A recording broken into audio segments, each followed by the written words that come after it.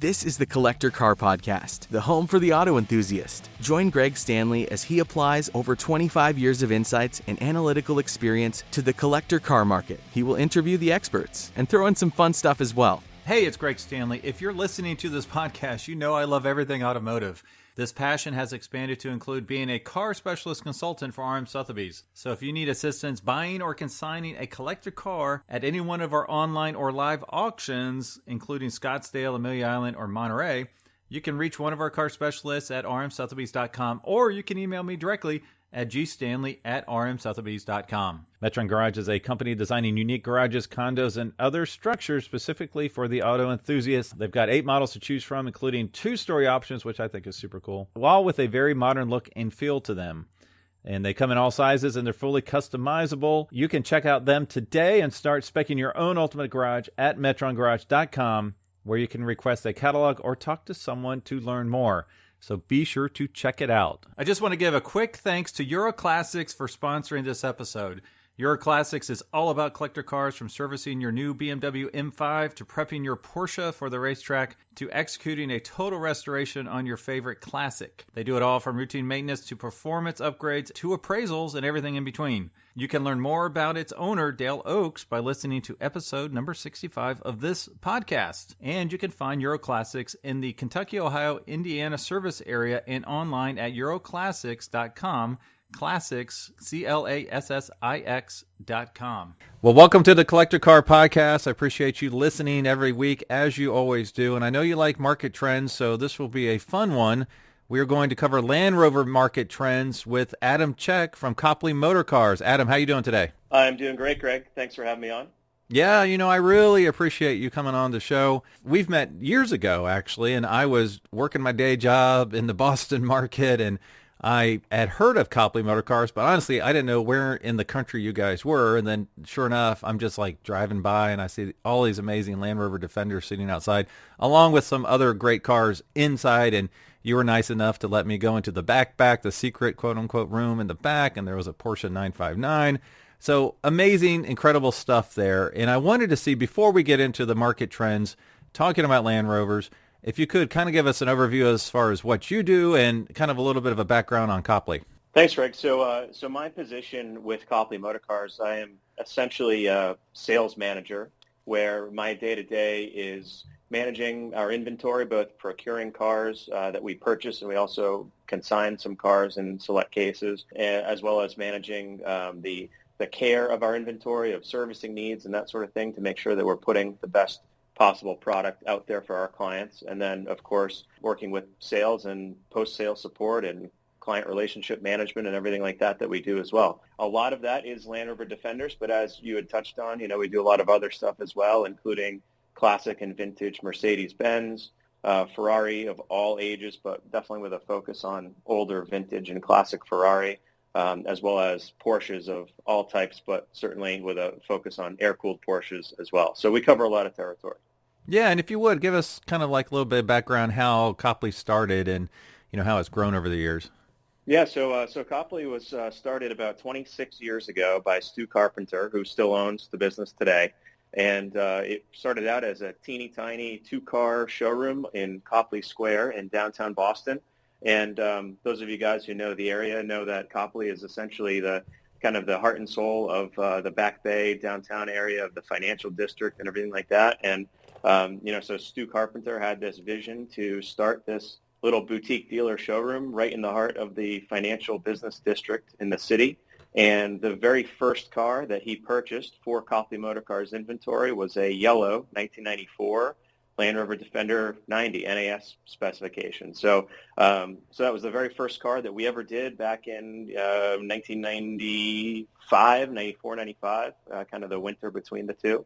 And, here we are today with now over 1,200 NAS Defender transactions under our belt.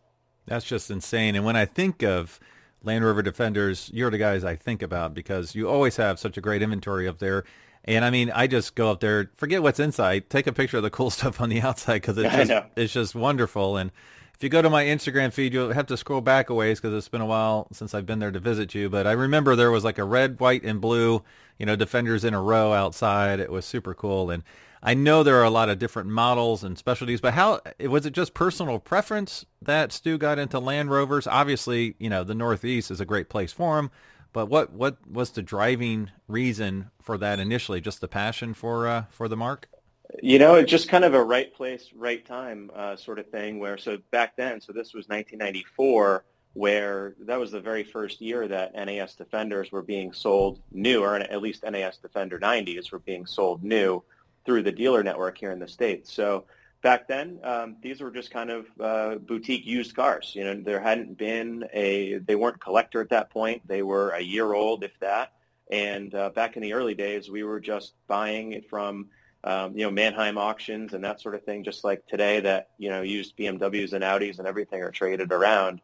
That was the Defender market 25 years ago. And so I think that Copley Motor Cars saw an opportunity just with a really interesting vehicle that there was nothing else like it on the market, and to just have them available in a little bit more of a boutique setting compared to just sitting on used car dealer lots. Sure. Yeah. And I know this is a big ask, but if you could you give our listeners just broad strokes, the different generations out there? Because you've mentioned the Defender 90. I know there's a 110. You mentioned the NAS. Series 1, Series 2. Just some broad strokes, just to give our folks that might not be Land Rover experts, just a couple terms and phrases that they can listen forward to for the rest of this podcast. Yeah, absolutely. So the vast majority of what we do is NAS Defenders, which is NAS stands for North American Specification. And that was a special, limited production, specialized model that was built for the U.S. market only. And it had special equipment like a V8 engine. All of them were left-hand drive. They all were fitted with a special roll cage apparatus, special paint colors, and that sort of thing. And it was really a special edition, limited production. Each one is badge numbered with its own unique 3 or 4 digit number. That was just for the USA market. And in total, they made about 5,000 of those, and they were produced only across 4 model years. For 1993, when they sold the NAS Defender 110 here in the USA market, where there was 500 of those, or 534 technically of those total that they made for this market. They were all identical spec, being white with the white roll cage, big 4-door Defender 110. And then subsequently in 1994, 1995, and 1997, with a gap year there for 96, where they did not produce any, they made about 4,500 NAS Defender 90s, the short 2-door, short wheelbase version for the U.S. market. And so that's the bulk of what we do, is managing those. We do also do some with the older series Land Rovers as well, which predates the Defenders. And that would start out in 1948 when the very first Land Rover was created, then known as the Series 1. The Series 1 generation ran through 1958 when it transitioned to the Series 2 Land Rover, which had a really short production run. But that was kind of a revolutionary change to go from Series 1, which was kind of slab-sided, ultra simple, to Series 2 Land Rover, where they kind of grew a little bit. They got the famous sort of Coke bottle side shape to it that carried all the way through the end of Defender production some 70 years later. And then that transitioned after 1962 into the Series 2A, which was substantially the same, just with technical differences. And then the real change came when the Series 3 generation came about in the early 1970s, when it went to headlights moved from the center of the car and what the English call the breakfast panel out to the fronts of the wings in a more traditional configuration, and then also changing from the legacy metal dashboard inside the car to a vinyl covered, more 1970s design, British Leyland type design dashboard. And that car then ran from the early 70s through the early mid-1980s, when the Defender generation then came about. Okay, yeah, and a couple things you mentioned there. Let's see, the Defender 90, that's 90 inches wheelbase, is that correct, in the 110's 110? Yeah, so interestingly, the Defender 90 wheelbase is actually 92.9 inches, but it's marketed as a Defender 90. So yeah, but that's correct. Okay, and then are all 90s two doors and all 110s four doors basically? So all 90s are two-door. The 110s for the NAS Defender 110s were all four doors. They're in other markets around the world. There was also two-door Defender 110s available, which available in both soft top and hard top configuration. But for the most part, the one that everybody knows will be the four-door station wagon Defender 110, as Land Rover calls it. Okay. Yeah, and I did a little bit of a deep dive on some of the market trends. I do want you to either support or dispel a urban myth. I had heard, and let's see, I think it was the Series 1, that the actual grill was made of metal, and it was used by Australians while they were camping in the outback, and then when it switched, like in Series 2 or Series 3, to plastic, they got all upset. Can you dispel that or confirm it or give us the real story? I've never done it myself, but I can generally confirm the myth for sure. So Land Rovers from 1948 through 1971, 72, they all had a heavy-duty wire mesh grill that, so the story goes that, people out in the bush, whether it was in Australia or Africa or wherever, they could remove the grill from the front of the vehicle, and it was more than sturdy enough to place directly over a campfire and use it to grill on.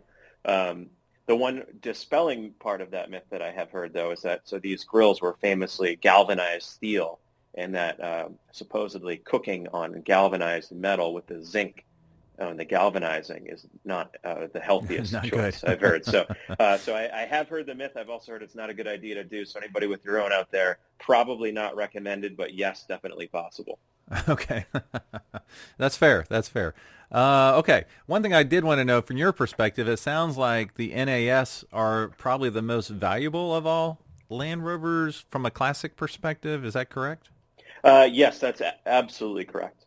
Okay. And then how does the import ones, from different South America or whatever, where do they fall on the collectability range? Or are those mostly used to not hot rod, but mod up with modern amenities? Yeah. What is typically done with those cars, and where do they place in the value spectrum?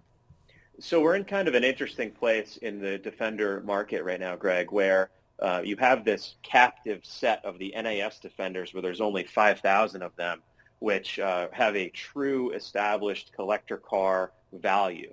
And that's been appreciating over the past several years. And it's just like any other collector car market, whether it's Porsches or anything else, where either ultimate purity and authenticity is most desirable, where you have a ultra low mileage, untouched, fantastically preserved, beautiful condition original car, which looks like it just rolled off the showroom floor, or you can have a really exquisitely restored by a name brand restoration shop Defender that would check 100 points on any show field and that sort of thing, but is done by a known quantity restorer with a reputation and established market presence for doing that.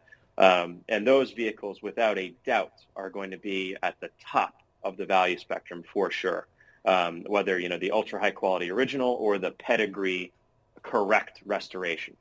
And on the flip side of the spectrum, with the imported Defenders that we're seeing, for the most part, whereas there are only 5,000 NAS Defenders, they made 2 million regular non-NAS Defenders for the rest of the world. Right. And so there's no limitations on supply.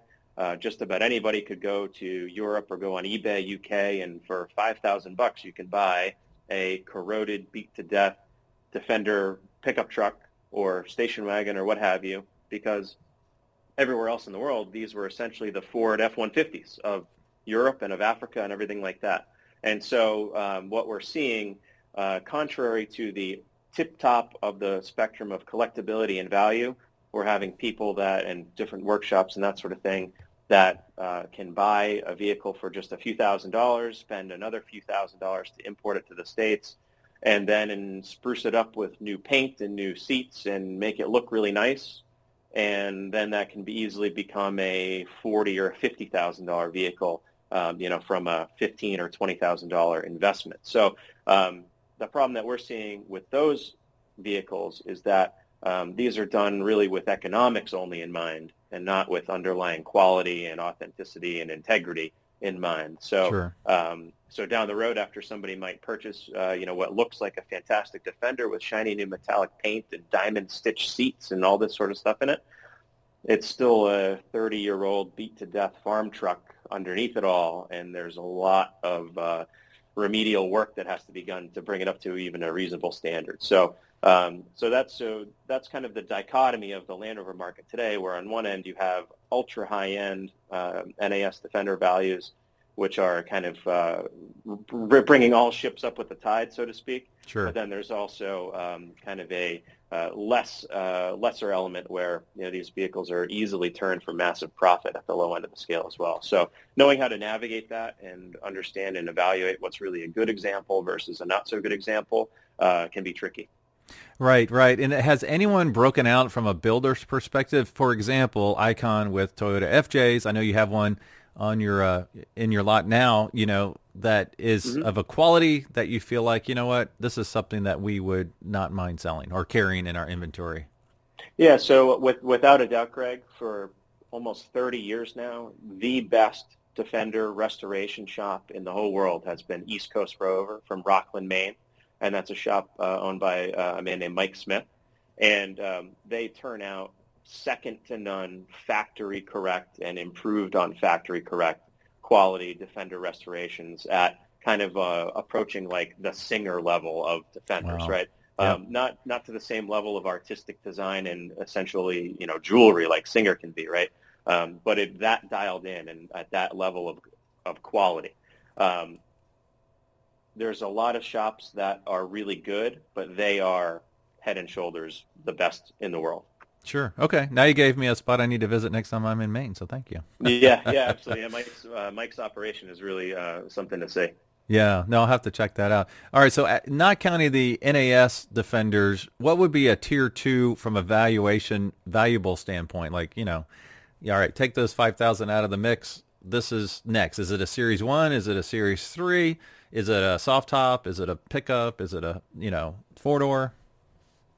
So strictly talking about the kind of traditional Land Rovers like that, right, whether it's a Defender or a Series or that sort of thing, after the NAS Defenders, the ROW or Rest of World Defenders, which would be produced from 1983 up through really 2016, but for legal import, up to 25 years old.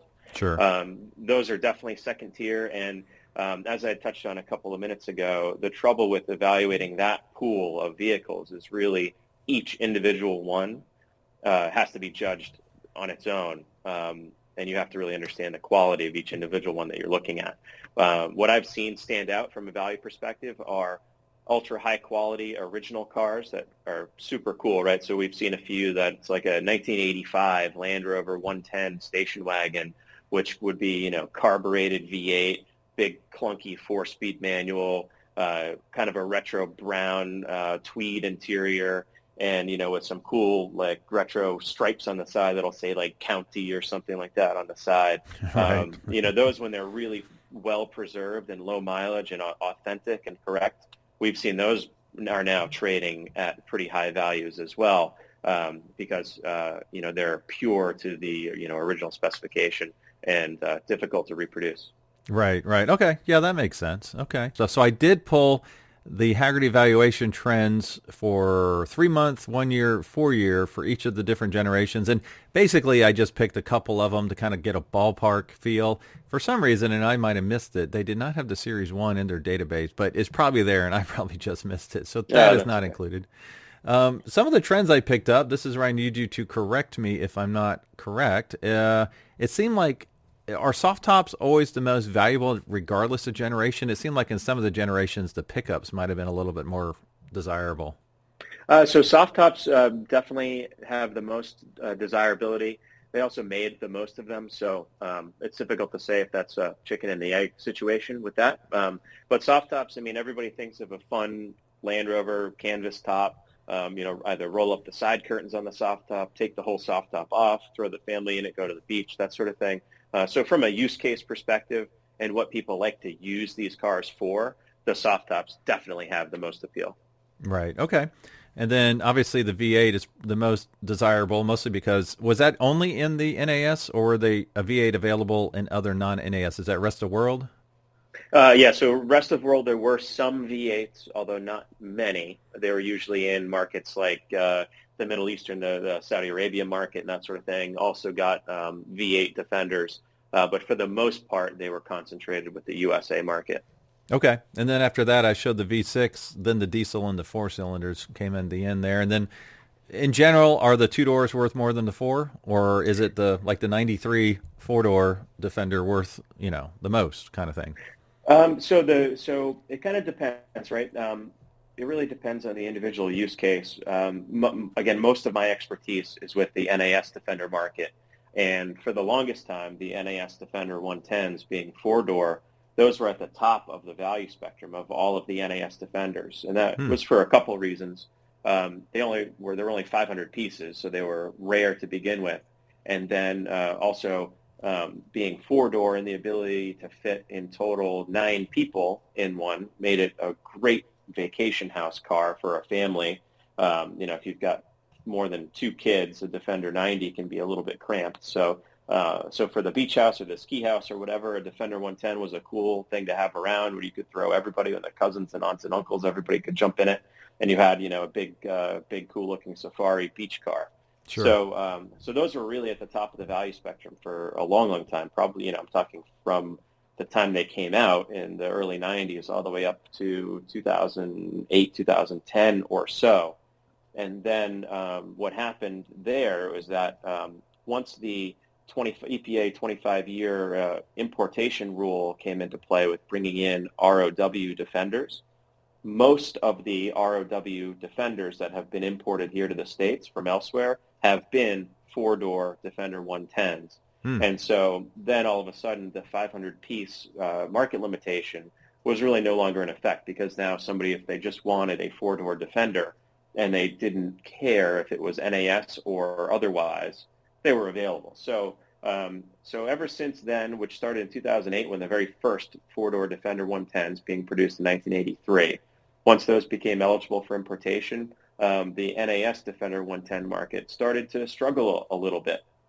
And there became, big business around people taking, an imported 1983 Defender 110 and then converting it with, an LS Chevy V8 and redone interior and that sort of thing. And, that really put a lot of pressure on the NAS 110 market, which was trading in at the time, $125,000 to $175,000 range, where then, somebody could purchase for a similar price something that was kind of modernized and upgraded and that sort of thing. A lot of people were opting for the modernized, upgraded, non-pure car, which suppressed NAS 110 values for a little while. And we're now just starting to see that really with a strong rebound where I think people are coming back around to realize that, hey, this was an authentic special edition that was made for the U.S. market that really kicked off this whole Defender thing. It is an important car for what it is. And even if it is a 1993 car with a little bit more outdated technology and, not as powerful of an engine and that sort of thing, it's still worthwhile from a collector's perspective. So over the last probably 2 years, we've seen NAS 110 values are, on the rebound once again. Yeah. And did you say those 500 were all white? They were, yeah. So they were all Alpine white, which is kind of an off-white color that Land Rover made. Okay. All right. No, that's really cool. Yeah, I noticed you have 1 or 2 at your location right now. Is that right? We do, yeah. We've got a couple of them right now. We always tend to have 1 or 2 of them. If not on hand, we have one close at hand because we're always doing something with one of those. Well, and you probably try to keep track of where all those things are too, right? Yes, we do. Yeah, we have a pretty substantial database. I would imagine you've probably resold, a few of them quite a few times, if I'm guessing right?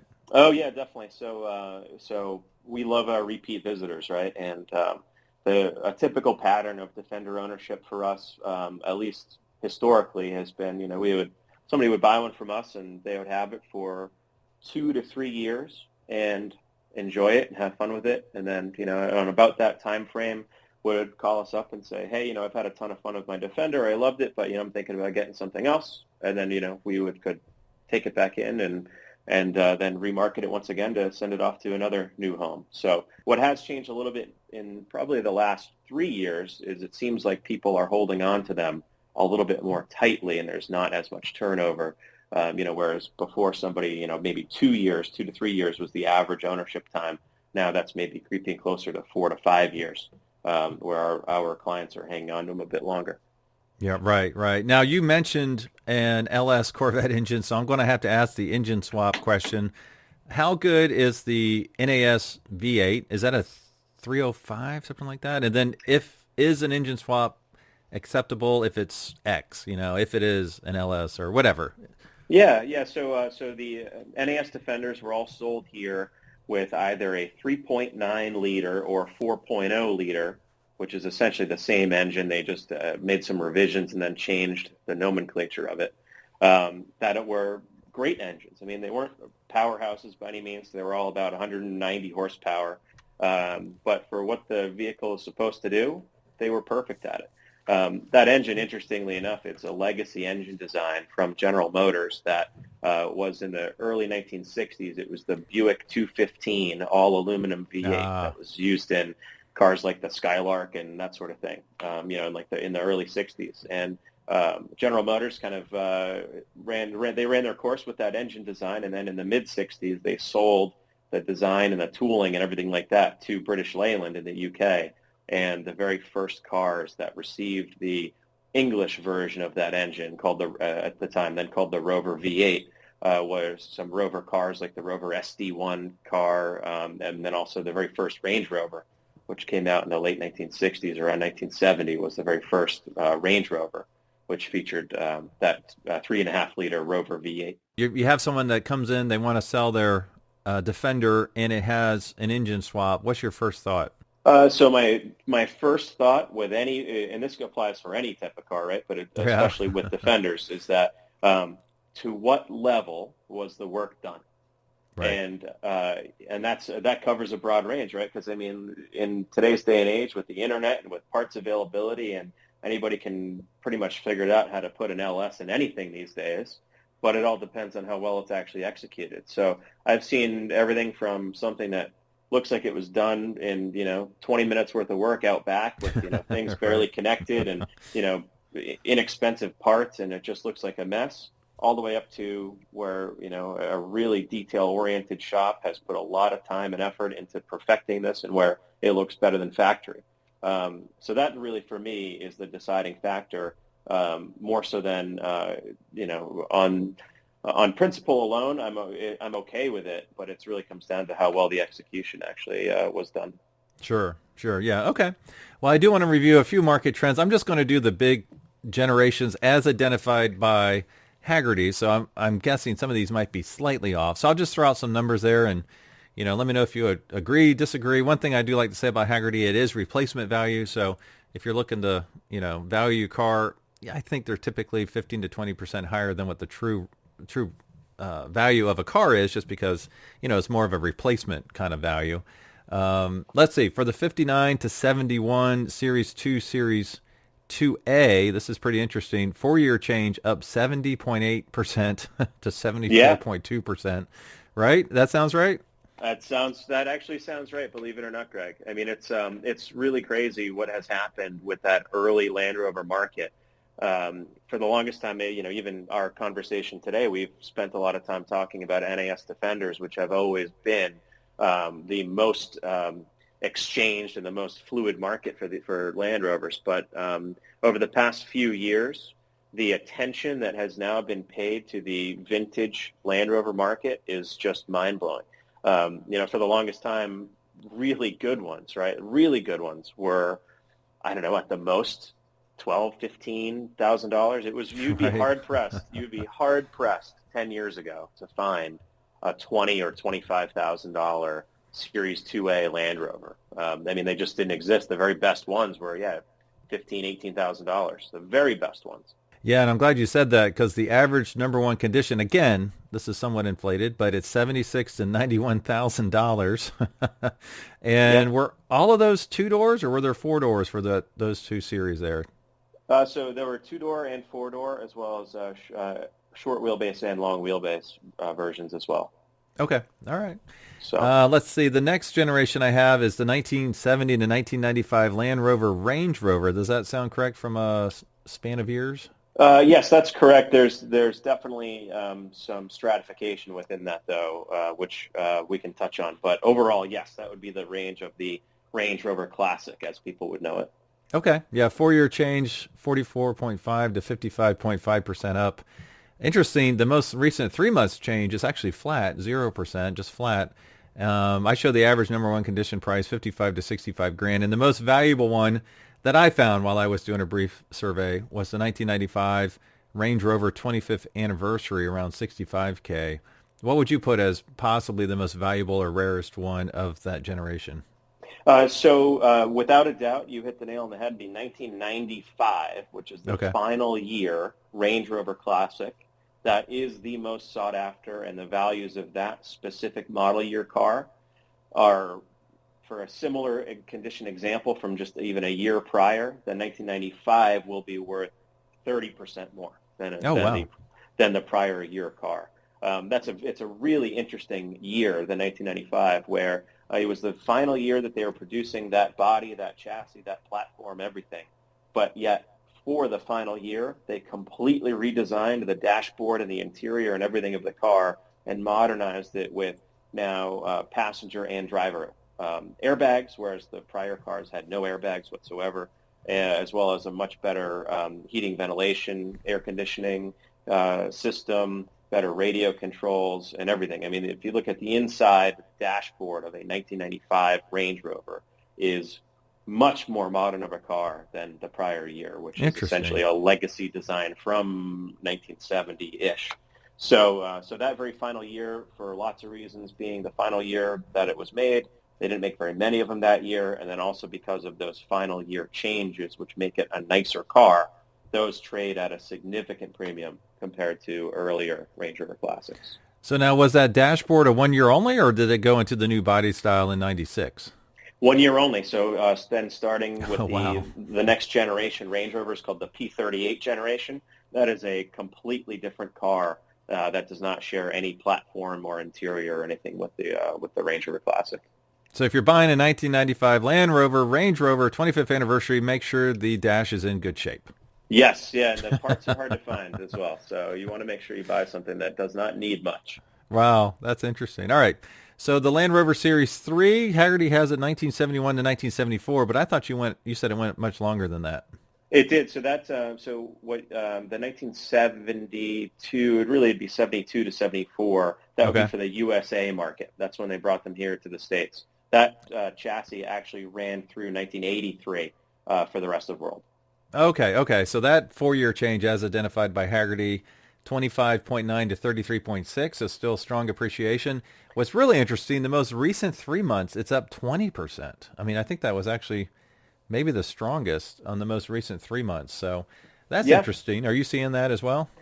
So I haven't seen that so much firsthand, but I absolutely believe it. As you had referenced with some of that Hagerty data earlier, the Series 2 and 2A market over the past several years is easily up by 75%, as that had mentioned. The Series 3 market, with some of the changes that they made, it traditionally has not been as desirable as the 2 and 2A, but with so much attention and the way the market has risen on the 2 and 2A, the Series 3s are just now starting to rise also. So I'm not surprised by that at all. Okay. All right, two more big buckets, because I didn't go into the 2000s, but they have identified the Land Rover Defender 1983 to 1993, and then the second one they had the Land Rover Defender, I guess that's the 110. Then they had the Land Rover Defender 84 to 97. Mm-hmm. Are those fairly close? Yeah, that sounds about right. Okay. So for the Defender 110, the 4 year change, 23.3% on the low end, but then a few of the models were up almost 70% over the latest 4 years. And the 1 month or the 3 month change was plus 20%. And I show the average number one condition 90 to 100, and the most valuable I show, and correct me if I'm wrong, it's the 1993. Is that the one of 500, 185,000 from a valuation standpoint, the 4-door wagon? Is that the NAS? Yes, that would definitely be the NAS Defender 110. That was a 1993 model year. They only made 500 of them. That's And it. Yep. yes, absolutely. I mean, we've seen transactions easily in that range and significantly higher depending on the Sure. specifics of a given example. Yeah, originality, all that good stuff. All right. Yeah, yeah. And the last one's the 84 to 97 Land Rover Defender 90. 4-year change, 31.5 to 69.4% up, depending on the model and options. 3 months change was either flat up to 19%, depending on the model. Average number one condition, 90 to 163. And the most valuable seemed to be a two-door soft top. Does that sound right? I guess it'd have to be a two-door soft top. Yeah, that sounds right. So there were also two-door hardtop versions that were made, although not as many. But yes, those trends are absolutely correct. I mean, I remember it was about 4 years ago that a top-tier NAS Defender 90 with 30,000 original miles on it and in beautiful original condition, that was about an $85,000 car. Right. That same example today, again, so 1997 Defender 90, 30,000 original miles and everything that it should be. That same car today will be $160,000 to $170,000. So, and that's just over, that's over about 4 years, the way the market has moved on that car. Wow, that's really insane. All right, so I do have two more questions for you. Let's see. Do you have a Land Rover in your garage right now? More than one. Oh, okay. What do you have? So I have a 1972, which is a Series 3, 88-inch wheelbase. So Series 3 short wheelbase, two-door soft top, which is a bit of a resto mod car. I have converted it to a later 200 TDI turbo diesel engine with a five-speed gearbox and power steering to make it a little bit better of a daily driver. So I have that car. I also have, with my dad and I share, a 1983 Land Rover 109 four-door station wagon. That's another ongoing project that we work on together. And I also have a 1989 Italian market Land Rover Defender 90 two-door hardtop. Yeah. Oh, that's really cool. All right. Now, what is there, like, what's your dream? I don't want to keep it all to Defenders, but we are talking about their market trends. But what's your dream Land Rover? It could be anything. So be brand new.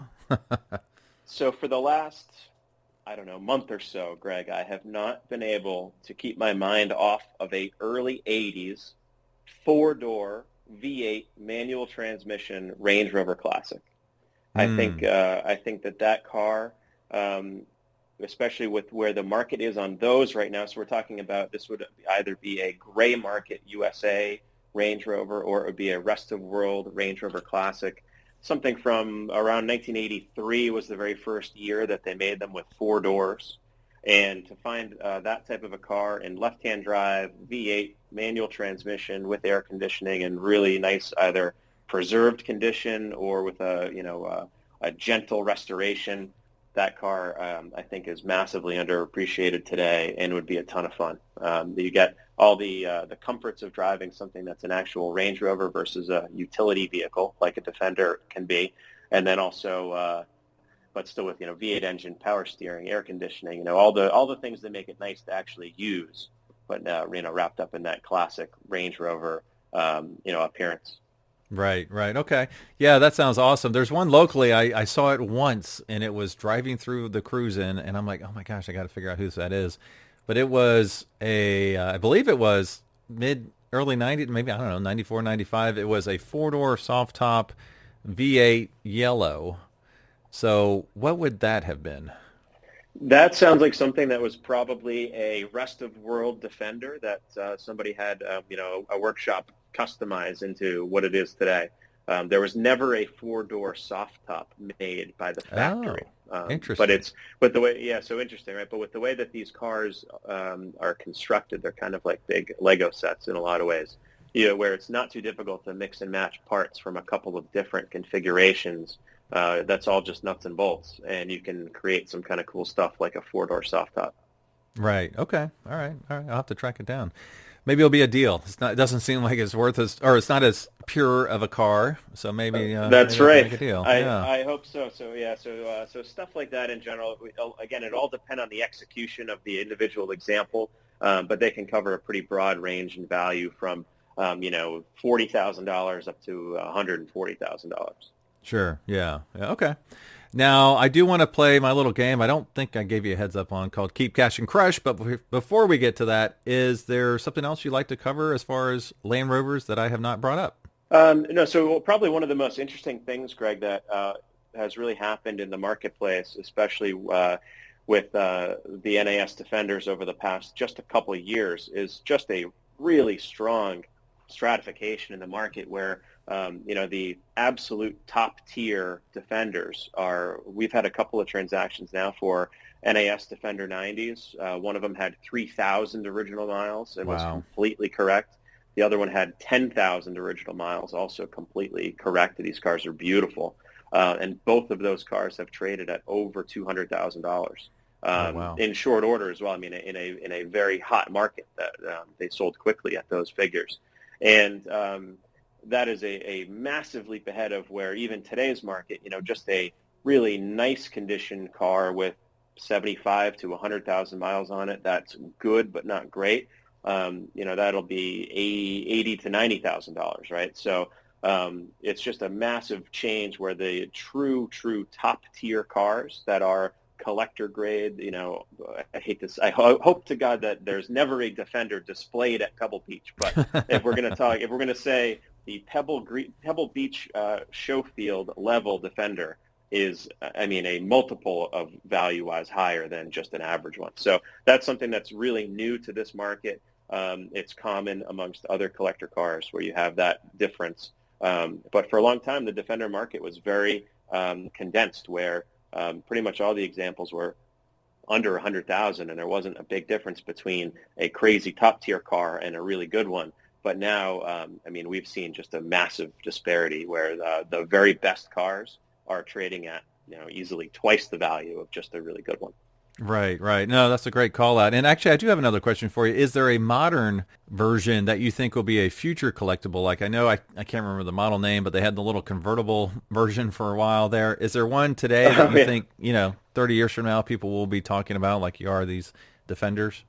So the one that you mentioned, that's the Land Rover Freelander, which I don't think anybody will ever look back fondly on those cars. But interestingly enough, though, that was the number one selling SUV in Europe for the longest time. When they were new, that was like Europe's Honda CR-V or Toyota RAV4 of its day. Wow. But has never caught on as a collector car. It was never unique enough to really have much appeal beyond just practicality.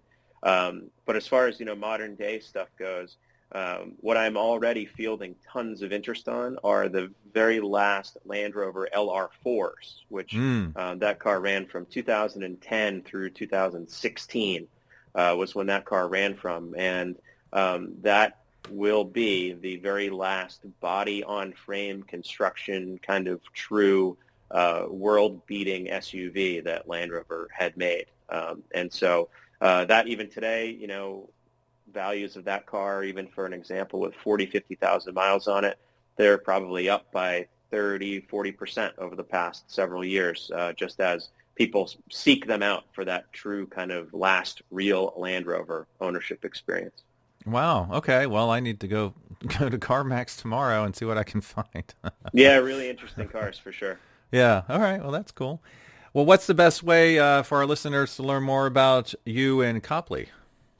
So Copley Motor Cars, you can always find us on our website, which is copleymotorcars.com. We also have an Instagram presence under Copley Cars, and also my personal Instagram, which is Adam G. Check. Awesome, man. All right. Well, like I said, I do have a little game to play, and it's not that hard, but I did want to focus in on non-Land Rovers for this particular one. So I'm going to give you perfect. Yeah, I'm going to give you 3 cars. You have to pick one to keep forever, one that you're going to cash in, and then unfortunately, one that you're going to send to the crusher, okay? That's okay. There's lots of cars out there that deserve to be crushed. Well, I decided to show that you guys are more than just Land Rovers, so I picked 3 cars that are in your current inventory there in Boston, okay? So this is going to be fun. Yeah, you should know these fairly well. I might have given you a softball here for the crush, but we'll see. All right, the first one's a 1970 Mercedes-Benz 280 SL Roadster 4-speed manual, which made that car pretty interesting, and it's a pretty blue color. Yep, that's a good car. Yeah, and then let's see, your next one's a 1989 Porsche 911 930 Turbo Cabriolet. I think it was also like a kind of a gray, silver gray. Does that sound right? Yeah, really cool car. That car was it's a USA spec car, but was delivered new to Japan, where it lived in Japan for the first 25 years of its life. Oh my goodness, yeah, it's gorgeous. And then the last one, a little bit more modern, the 2005 Ferrari 575M Maranello F1 GTC. That's one of my favorite cars. So those are your three cars. Which one will you keep forever? Which one will you cash in? And unfortunately, which one will you send to the crusher? So I would probably have to keep the 89 930 Turbo. I absolutely love that car. I think that that's the final year of the G-body Porsche before the 964. The driving experience is just second to none with the air-cooled turbo engine, and then that year also being 89, it's the only year that the G50 5-speed gearbox was available with the turbo engine. And so that car, Porsche guys will slice it thin. It's also the last time that the only time that they made a air-cooled turbo Cabriolet. There was none left after that. So really, that's an interesting fact. Yeah, exactly. So they never made a 964 or a 993 as a turbo Cabriolet. So that's the one, and I just love those cars. That example in particular is just fantastic. So that's the one that I'm keeping forever, and I would cherish it dearly. Oh, nice. Now for the tough part. So now the tough part. So I would have to cash in on the 280 SL. I think that the 280 SL car, they're fantastic, especially as a 4-speed. It's a really interesting car and spirited to drive, especially compared to the automatic transmission versions, which can be a little bit lethargic. But with the 4-speed, that's a great car. Market is really strong in the 4-speeds right now. And that blue color, no matter what car it is, if it's painted in that color, it seems to be worth 30% more than any other color. So I'm going to cash it in.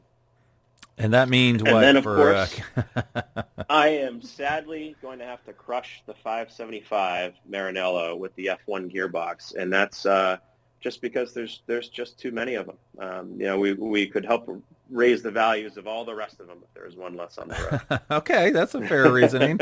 I thought the Mercedes for crushing was the softball, so I'm surprised and pleased that you did not go that route. So that's pretty cool. Yeah, those are good cars. I like those a lot. All right, Adam. Well, thank you so much for being on the Collector Car Podcast. You shared how we can reach out to you. You shared all the cool stuff you're doing up there in Boston. And you also shared some great market trends. So I really appreciate you being on the show. Thanks a lot, Greg. Would love to do it again sometime. Thanks for listening to the Collector Car Podcast. Don't forget to give us a nice rating on iTunes and be sure to follow us on Instagram and everywhere else at the Collector Car Podcast.